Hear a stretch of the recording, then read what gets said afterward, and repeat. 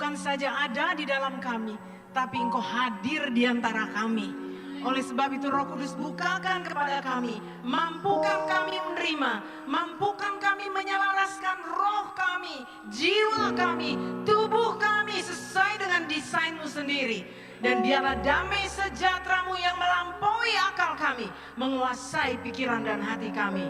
Di dalam nama Tuhan Yesus, semua yang dikasihi Tuhan sama-sama katakan, amin. Silakan duduk. Halo, shalom.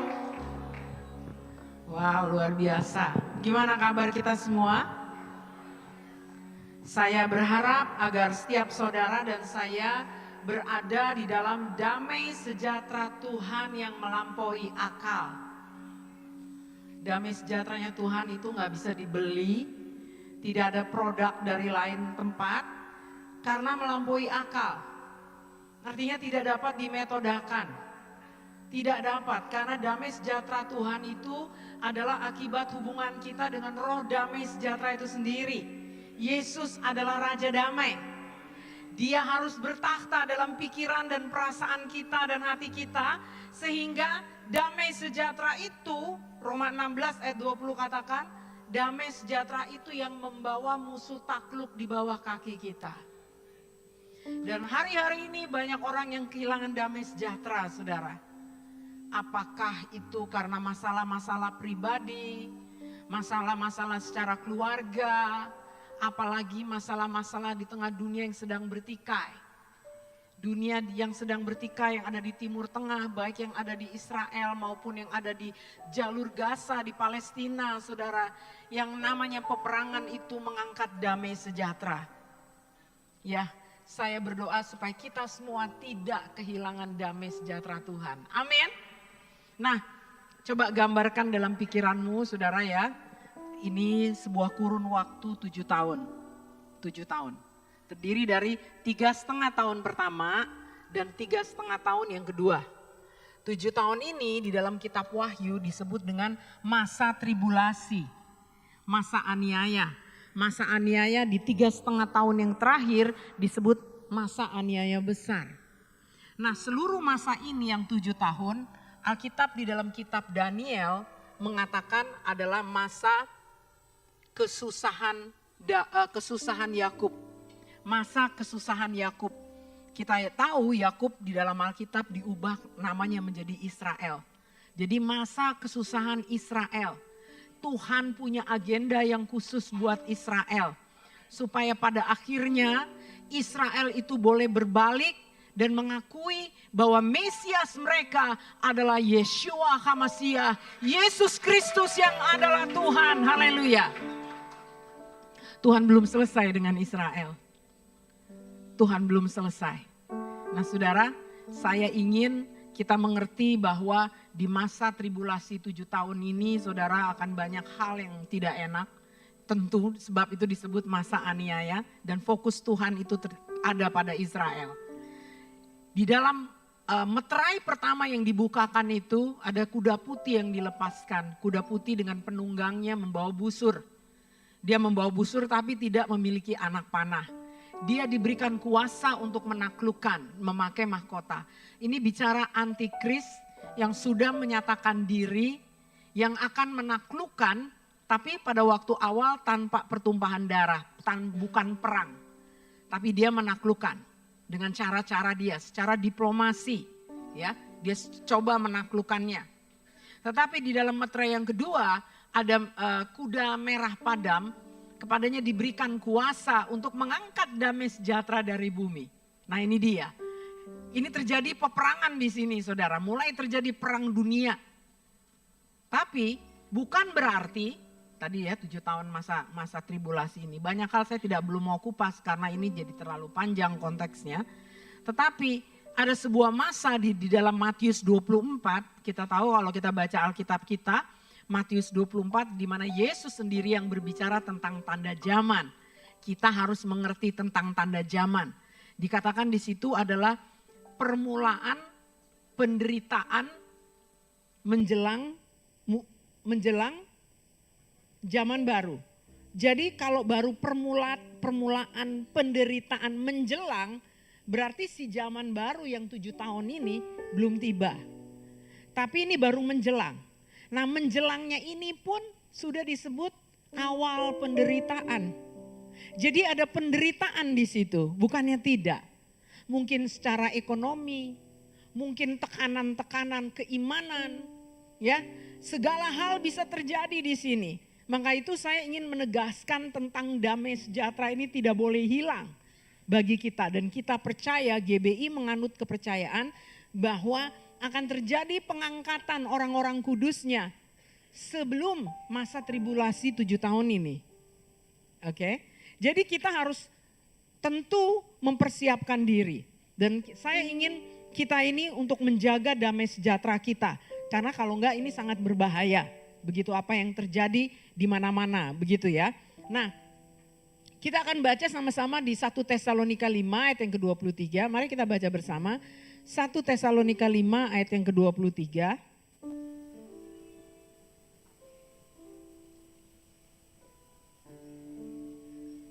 Kita boleh bangkit berdiri.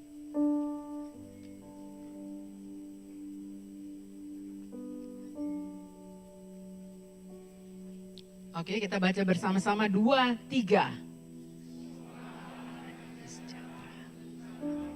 Seluruhnya. Dan semoga roh, jiwa dan tubuhmu terpelihara sempurna menjelang datangnya hari Yesus Tuhan kita. Ya, amin. Silakan duduk. Nah saudara, saya ingin kita memperhatikan atribut yang dipakai Tuhan dalam setiap pembacaan Alkitab karena itu ada unsur untuk mengajari kita. Nah di dalam ini kita melihat bahwa Tuhan memperkenalkan dirinya sebagai Allah damai sejahtera atau Allah sumber damai sejahtera. Or the God of peace, the God of shalom. Tuhan yang adalah sumber shalom, sumber damai sejahtera itu akan menolong kita agar kita dapat menyelaraskan roh, jiwa dan tubuh menjelang datangnya hari Tuhan. Nah kita tahu bahwa tubuh kita, diri kita itu terdiri dari 3 dimensi. Roh, jiwa dan tubuh. Oke. Nah waktu setiap saudara dan saya lahir baru, artinya waktu kita pertama kali menerima Yesus sebagai Tuhan, kita mengakui dosa di hadapannya dan kita minta Dia masuk ke dalam hati kita untuk menjadi Tuhan, menjadi penebus. Sebenarnya apa yang terjadi di dalam diri kita adalah ada suatu kelahiran dari surga. Ada suatu regenerasi yang dikerjakan oleh Roh Kudus, di mana roh manusia kita itu dilahirkan kembali, terhubung dengan Tuhan, dan itulah rupa dan gambaran kita di dalam Kristus Yesus. Itu di dalam rupa dan gambaran. Jadi setiap saudara dan saya yang ada di tempat ini, yang telah ditebus oleh darahnya, roh manusia saudara itu semua sama. Sama. Rupa dan gambaran Kristus itu ada di dalam dirimu sendiri.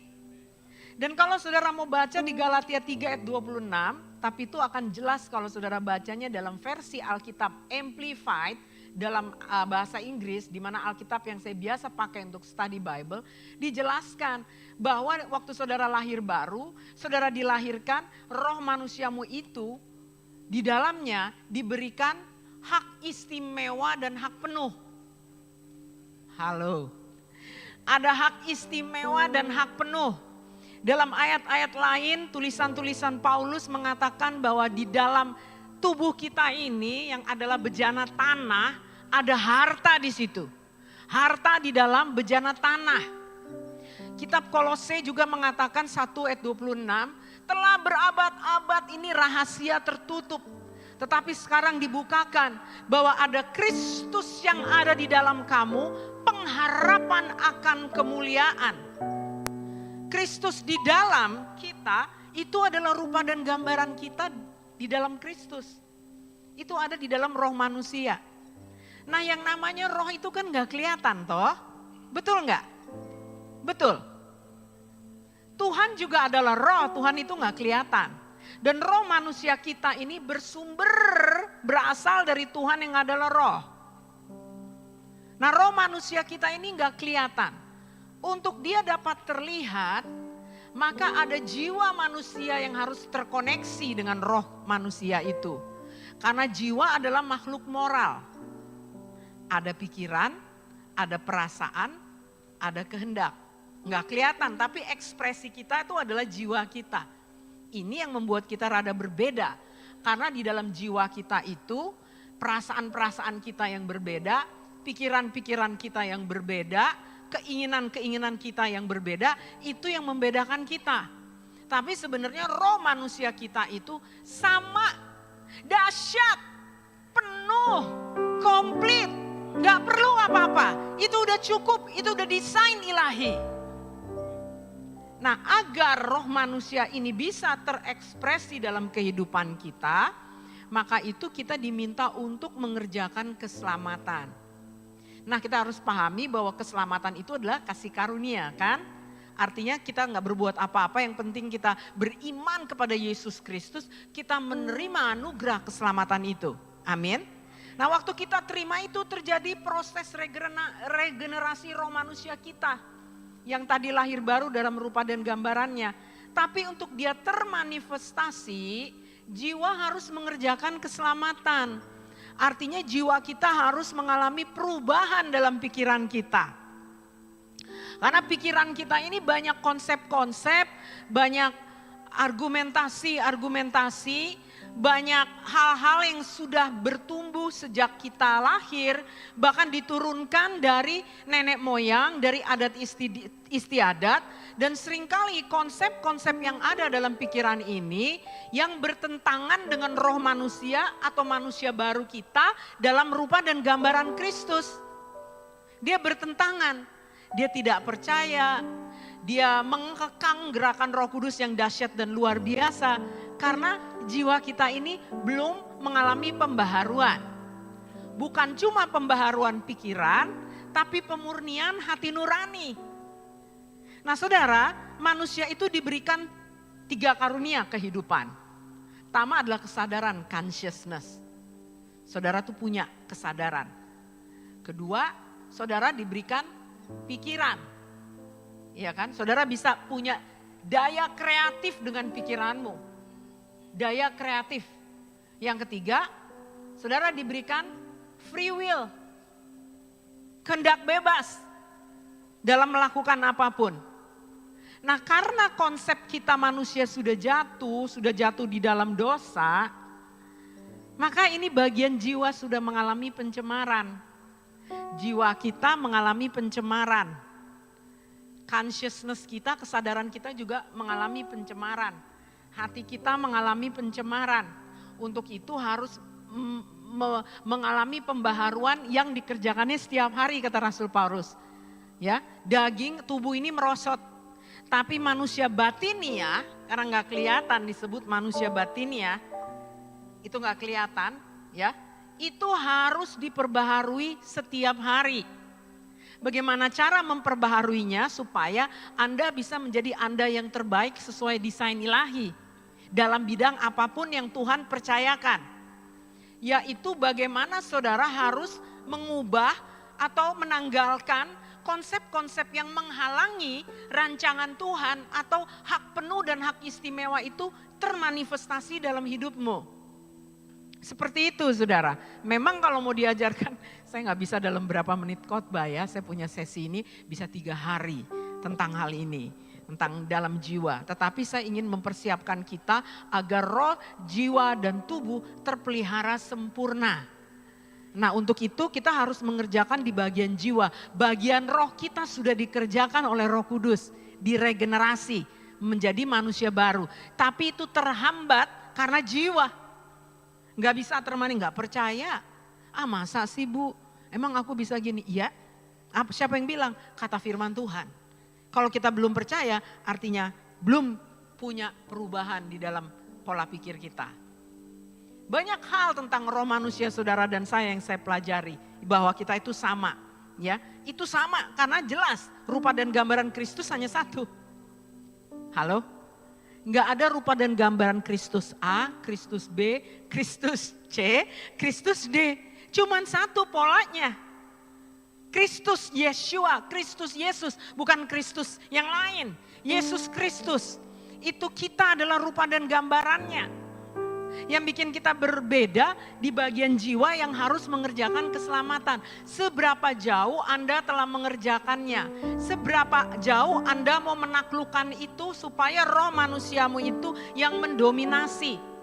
Seberapa jauh Anda mau mempersembahkan tubuh ini menjadi korban yang hidup, nggak usah nunggu mati.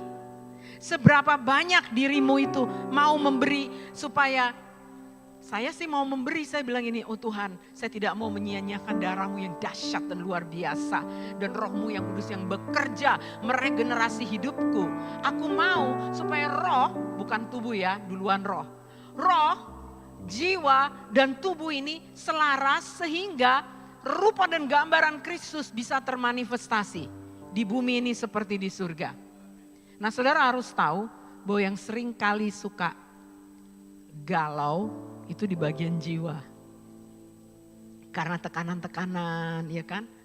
Karena tuntutan-tuntutan gitu ya. Tapi Alkitab punya solusi. Apabila ada tekanan-tekanan atau galau, makanya masalah yang harus mengambil alih peranan roh manusiamu. Yang di dalam rupa dan gambaran Kristus. Daud melakukan itu. Sehingga dalam keadaan dia galau, dia sulit untuk menyembah. Dia bilang sama dirinya, hai jiwaku, pujilah Tuhan. Hai jiwaku, mengapa gundah gulana? Ingatlah Tuhan, ingatlah Dia. Saya mengalami saudara. Dan Yesaya 60 ayat 1 dan 2 dikatakan bangkitlah menjadi teranglah. Karena kegelapan dan kekelaman menutupi bangsa-bangsa, tentu membuat gundah gulana. Karena ini menimpa bukan cuma seseorang karena masalah pribadi. Tapi ini secara global, menekan, menindas. Tapi Tuhan punya rancangan kepada anak-anaknya, Dia katakan bangkit. Dan waktu saya pelajari bangkitnya ini, saya buka lagi di versi Amplified, itu jelas bangkitnya dari depresi. Bangkitnya dari prostrasi. Prostrasi itu keadaan jiwa kita yang paling terpuruk. Ada sekolah yang khusus memang untuk mempelajari kejiwaan. Saya bukan psikolog, saya bukan psikoanalis, tapi saya banyak baca karena saya melihat ada kebenaran-kebenaran firman Tuhan yang harus disampaikan dengan itu. Supaya jemaat Tuhan kita bangkit bersama-sama di akhir zaman. Amin. Amin. Kita mau. Dan di dalam jiwa kita ini ya, di dalam pikiran saudara, untuk kita mengerti itu ada 3 lapisan. Sebenarnya jiwa kita, pikiran kita satu. Tapi untuk kita mudah mengerti itu ada 3 lapisan. Yang pertama yaitu sadar. Pikiran sadar kita. Di dalamnya yang aktif. Yang kalau saudara ditanya langsung jawab. Gak usah terlalu mikir panjang lebar, merenungkan dalam-dalam, gak usah. Saudara langsung jawab. Itu bisa dari karena pendidikan, dari budaya, dari pengalaman, dari kepercayaanmu. Ada yang disebut subconscious atau bawah sadar. Nah bawah sadar itu semua rekaman, memori saudara dari saudara lahir sampai detik ini. Memorinya itu yang baik dan yang jahat semua terengkap di alam bawah sadarmu. Semua. Nah ini kita harus perhatikan. Karena apa yang terekam di sini, kalau yang negatif, misalkan saudara ya waktu kecil mengalami masalah entah 5 tahun. Saudara, ini saya bisa agak lebih mendetail dari yang tadi pagi saudara ya. Misalnya saudara ngalamin umur-umur masih muda, itu waktu saudara dewasa, sang anak kecil yang masih muda, pikiran yang terekam di saudara punya alam tak sadar, bisa menentukan jalan hidupmu waktu engkau sudah usia dewasa. Itu yang disebut trauma. Dia bisa, gak mau ini, gak mau itu, ada luka. Ini harus disembuhkan. Cara kesembuhan yang paling dahsyat adalah Yesus sebagai penyembuh itu menyembuhkan kita dengan kita memeditasikan firman Tuhan. Karena waktu kita memeditasikan firman Tuhan itu bisa menjangkau di bagian yang paling dalam pikiran kita. Dengan kita menggantikan dengan firman Tuhan. Bahwa Tuhan memiliki rancangan-rancangan yang penuh dengan damai sejahtera. Dia rindu memulihkan kita. Dia rindu mengangkat kita menjadi anaknya. Dan dia memberikan kita kekekalan. Dan kita harus tahu apa yang ada di dunia ini tidak kekal. Karena tubuh atau sesuatu yang tidak kekal akan kembali kepada tanah. Tetapi jiwa harus diselamatkan karena jiwa didesain untuk kekekalan. Roh manusia kita itu yang mengikat antara jiwa dan tubuh. Kalau waktunya udah selesai, roh manusia itu melepaskan. Roh manusia kembali kepada Tuhan, jiwa yang diselamatkan kepada Tuhan, tapi tubuh itu kembali kepada tanah. Karena tubuh itu tidak kekal. Maka itu kita harus mau untuk supaya ini diselaraskan. Nah, artinya supaya terpelihara sempurna ketika saya gali, itu maksudnya supaya terselaraskan roh, jiwa, dan tubuh. Masing-masing terintegrasi, masing-masing itu nyambung, gak sendiri-sendiri. Karena kalau jiwa kita tidak mengerjakan keselamatan dalam perubahan pikiran dan pemurnian hati nurani, ini bisa menabrak roh manusia kita yang begitu luar biasa dahsyat dalam rupa dan gambarannya. Semua yang kita butuhkan itu hartanya disimpan di roh manusia kita. Dan roh manusia kita, waktu saya tahun 2015 ini saudara ya, saya ini orangnya suka disebut terlalu ngeroh. Saya dapat label dari teman-teman saya, Ibu Bridget orangnya terlalu ngeroh. Saya pernah dapat label itu. Tapi Roh Kudus baik, karena tidak ada mentor yang bisa mengajarkan saya pada waktu itu. Ya, jadi saya Roh Kudus bilang, pelajari DNA. Wow, DNA, saya bukan dokter, saya bukan saintis. Saya kok disuruh pelajari DNA, saya pusing lah. Dan pada 2015 itu belum terlalu banyak artikel-artikel mungkin, tapi saya pelajari. Singkat cerita, saya mendapatkan sebuah artikel scientific yang telah dibuktikan yang mengatakan secara kuantum fisik di dalam DNA saudara dan saya itu hanya 0,1% bersifat biologis. 0,1% bisa diuraikan, bisa di-code, bisa diuraikan.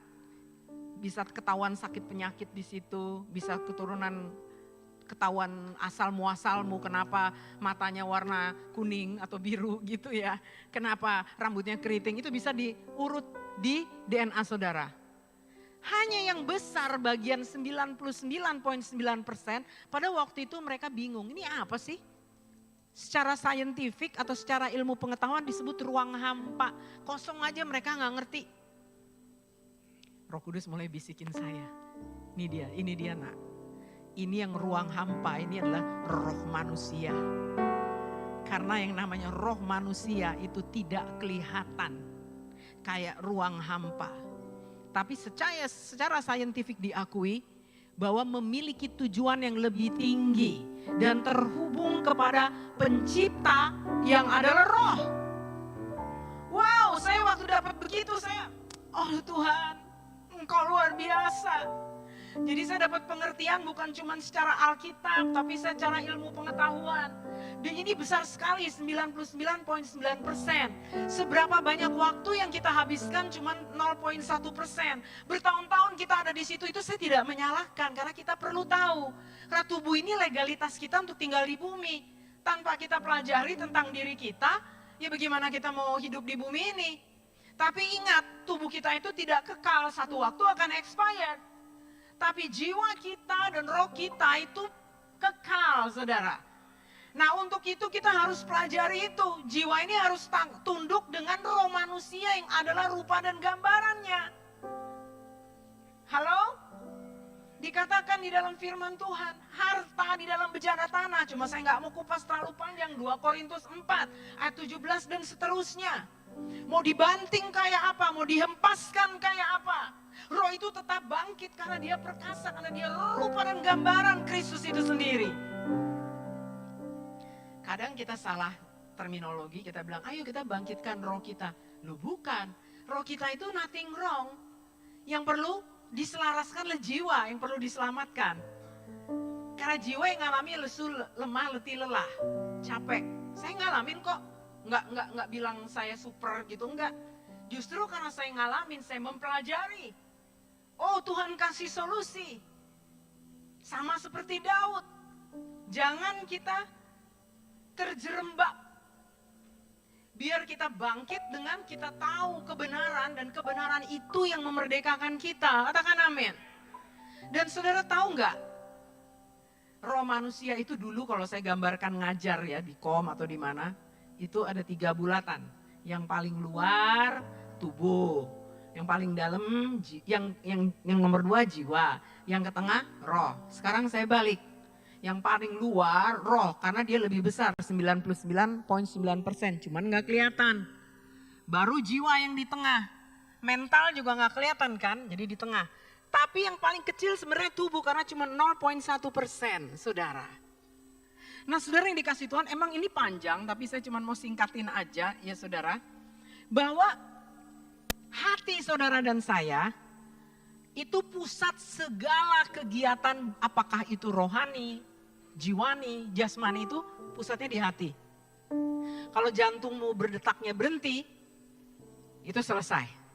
Kembali lagi tadi, roh sama jiwanya, kalau jiwa diselamatkan ikut sama roh kembali kepada Tuhan. Tubuh tinggal, kembali kepada tanah, betul? Maka kita diminta untuk menjaga hati. Jagalah hatimu. Karena dari situlah dengan segala kewaspadaan, masih pakai dengan segala kewaspadaan. Karena dari situlah terpancar kehidupan. Nah, salah satu menjaga hati adalah tadi tinggal di dalam damai sejahtera Tuhan. Bukan cuek ya, tapi kita bilang kita mesti lihat begini. Anak saya yang kecil bilang gini, dia pakai istilah Inggris, it is what it is. Jangan terlalu dikutekin di situ, it is what it is. Kita beralih kepada roh manusia kita yang memiliki tujuan ilahi. Dan kita harus tetap berjalan sesuai dengan kehendak Tuhan. Nah kalau saudara biasakan hidup mengaktifasikan roh manusia, saudara akan lihat 5784, pintu-pintu tanda-tanda terbuka. Pintu dimensi alam Roh Kudus mulai terbuka. Karena engkau mengaktifasikan roh manusia itu. Apa yang gak pikirin, apa yang belum timbul dalam hatimu, itu yang Tuhan sediakan. Tapi saudara mesti aktifasikan itu dengan cara memeditasikan firman itu siang dan malam supaya pikiran mengalami pembaharuan. Dan kalau ada koreksi Roh Kudus di hati, cepat aja untuk berubah, cepat untuk minta pengampunan. Tuhan maaf ya, pokoknya tadi aku salah ya begini, maaf. Kalau perlu minta maaf dengan orang yang bersalah, saya suka gitu, maaf ya dek, anak saya, maaf ya, mami tadi kesel banget. Maaf ya, gini, aku mau gak ada yang terkamir karena waktu-waktu ini singkat.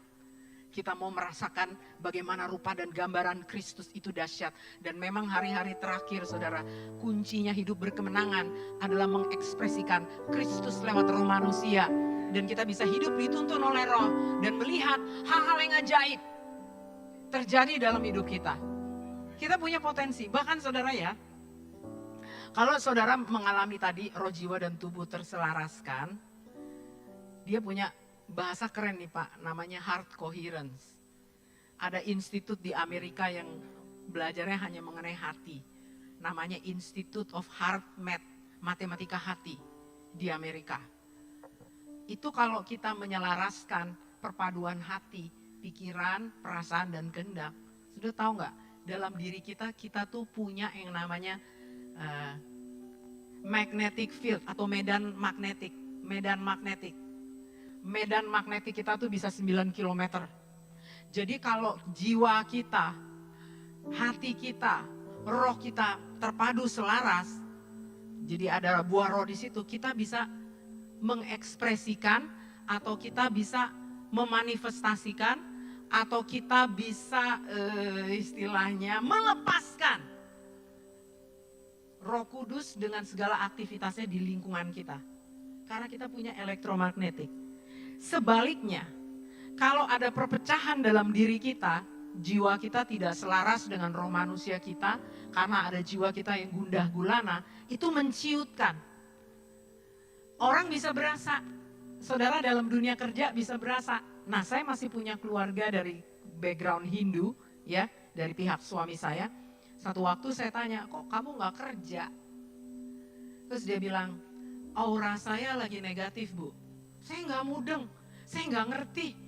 Kenapa emangnya kalau orang lagi negatif? Percuma, biar saya buka toko, saya bawa aura negatif. Itu akan mendorong para pelanggan. Dulu saya gak ngerti, sekarang saya ngerti. Karena roh, jiwa, dan tubuh kita harus terselaraskan. Jadi waktu selaras, kalau roh kita pasti mengandung buah roh.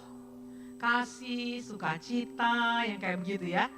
Nah jiwa kita kalau mengekspresikan itu dan tubuh, kemanapun kita berada, kita menarik kembali. Karena magnetik sifatnya. Menarik berkat. Tanpa kita gimana-gimana, ini banyak anak-anak muda sekarang yang pikir heran deh. Aku barusan melakukan kebaikan buat mamaku padahal aku gak punya uang banyak. Aku pikir aku mau menyenangkan dia. Masa tiba-tiba aku ditelepon, katanya orang mau beli mobilku, mau beli ini. Dia jual mobil, maksudnya dia dealer gitu mobil. Heran, saya bilang iya karena kamu melepaskan elektromagnetik bahasa dunia yang positif. Elektromagnetikmu positif. Penuh sukacita, punya pengharapan, penuh ucapan syukur.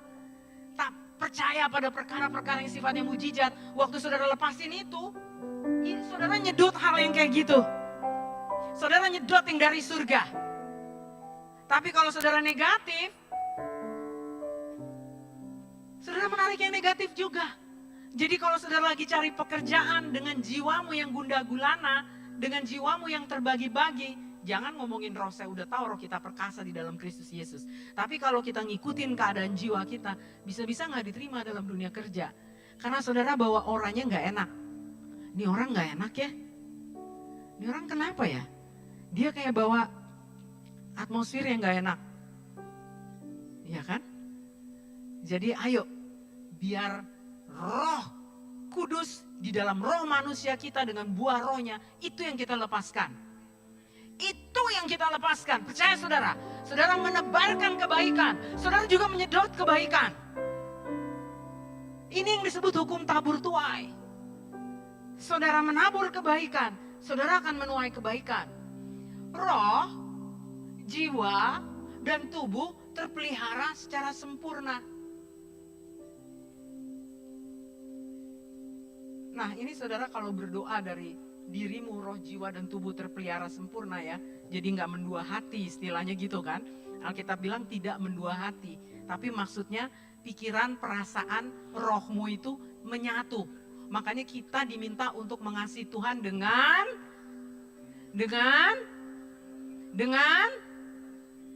bayangkan, ini roh, jiwa, dan tubuh harus nyatu. Lu jangan ngomong mengasihi Tuhan, tapi orang berasa aura lu kagak mengasihi Tuhan. Hello, gimana mau jadi berkat?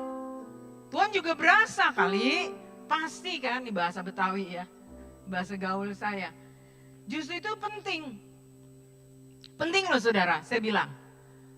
Kalau saudara mau lakukan itu, semua terpelihara dengan sempurna di hari-hari terakhir akhir zaman. Saudara juga berdoanya luar biasa. 1 Petrus 4 ayat yang ke-7, coba kita buka. 1 Petrus 4 ayat yang ke-7. Coba 1 Petrus 4 ayat yang ke-7, benar gak sih ayatnya? Tapi saya mau coba aja lihat. 1 Petrus 4 ayat yang ke-7. Apa ayatnya? Oke, ayo kita baca bersama-sama yuk. Yuk, 2, 3.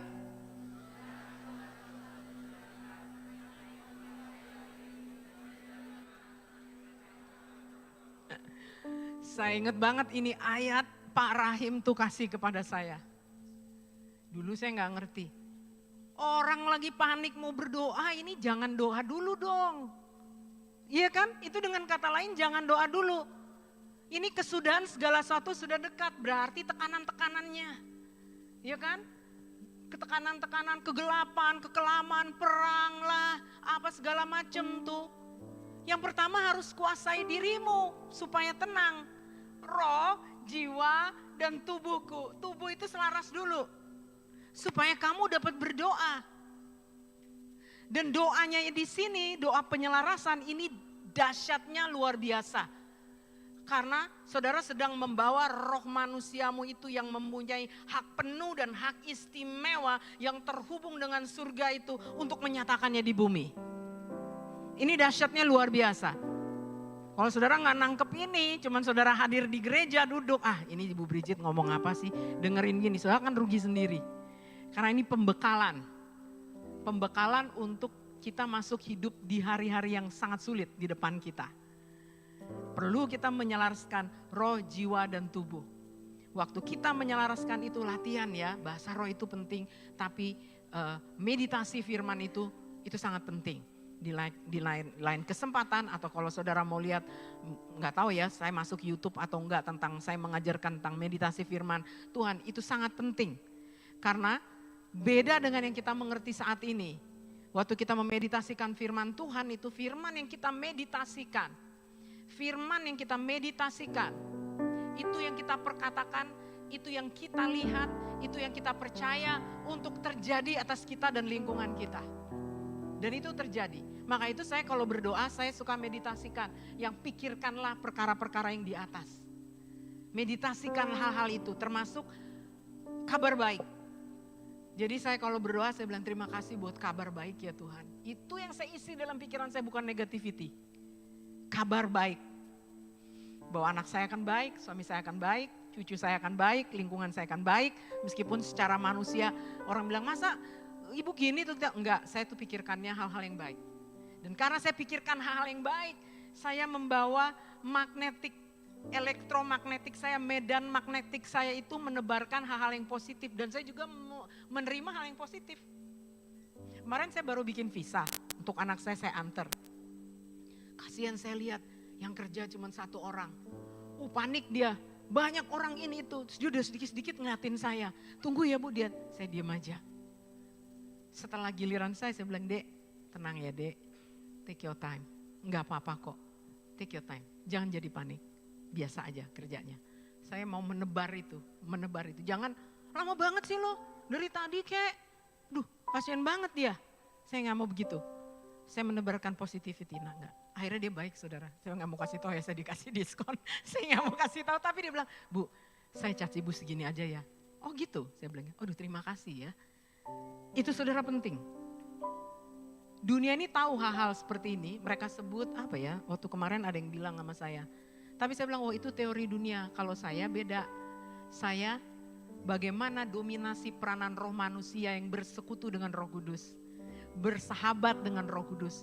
Yang memiliki buah roh, itu yang mendominasi. Jadi tetap roh, bukan kekuatan jiwa. Tapi jiwa ini harus mengekspresikan apa yang diterima oleh roh manusia, oleh Roh Kudus. Pasti kita akan menjadi manusia yang terbaik, yang Tuhan desain, apalagi untuk hidup di hari-hari terakhir. Amin. Yuk kita bangkit berdiri. Saya ingin kita sama-sama bersatu hati untuk menutup dengan membaca Yesaya 19.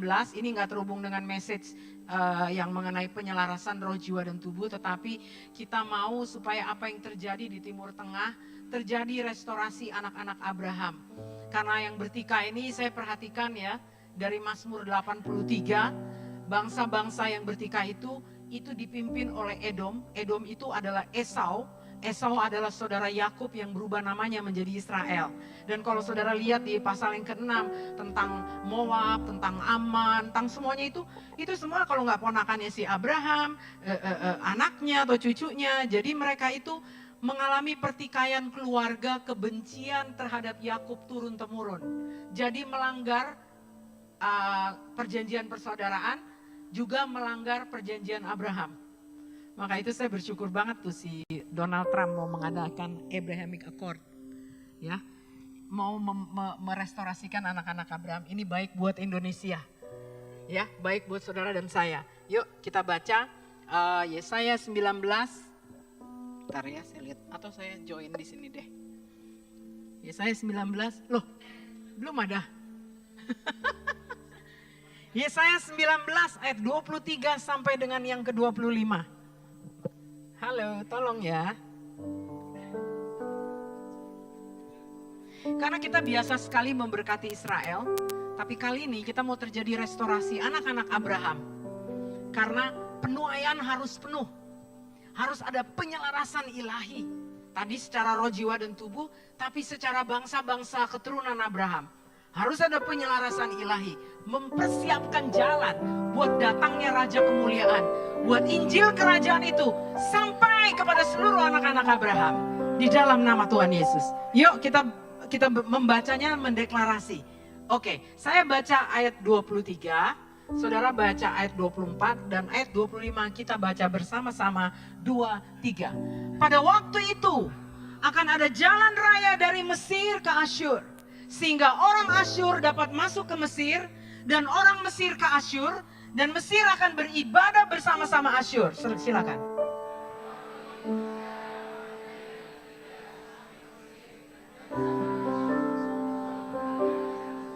bersama-sama. Yang diberkati oleh Tuhan semesta alam dengan berfirman, diberkatilah Mesir umatku, dan Asyur buatan tanganku, dan Israel milik pusakaku. Haleluya, haleluya. Saya ingin kasih tahu bahwa Mesir itu adalah istri Abraham dari gundik yang bernama Hagar. Oke, melahirkan keturunannya Ismail, dia ibu segala orang Arab. Yang kedua, Asyur itu keturunan Abraham dari istri yang ketiga. Setelah Sarah meninggal, kemudian Abraham memperistri Keturah. Dan anak-anaknya itu disuruh berjalan ke arah timur. Dan kebanyakan mereka terserak di Asyur. Ya, dan kita sudah mengerti tentang Israel. Betapa indahnya kalau keluarga ini direstorasikan, saudara ya. Kembali ke rumah Abraham bersama-sama. Dan kita lihat akan penuaian itu berdampak sampai ke Indonesia.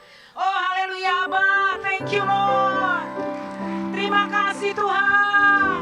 Kami minta ini terjadi Tuhan. Yesaya yang ke-19 ayat 23 sampai 25. Sehingga menjadi berkat di seluruh bumi. Sebab Mesir adalah umat Tuhan. Asyur adalah perbuatan tanganmu. Dan Israel adalah milik pusakamu. Diberkatilah mereka di dalam restorasi. Haleluya. Dan terima kasih ya Roh Kudus, bahwa setiap kami mengalami penyelarasan roh, jiwa, dan tubuh. Sehingga we can become the very best of ourselves. Kami dapat mengekspresikan rupa dan gambaranmu itu Tuhan. Dan pintu alam dimensi Roh Kudus terbuka di hadapan kami. Sehingga kami dapat hidup berjalan dan dituntun oleh Roh-Mu.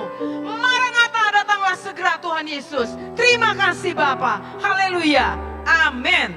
Amin. Puji nama Tuhan.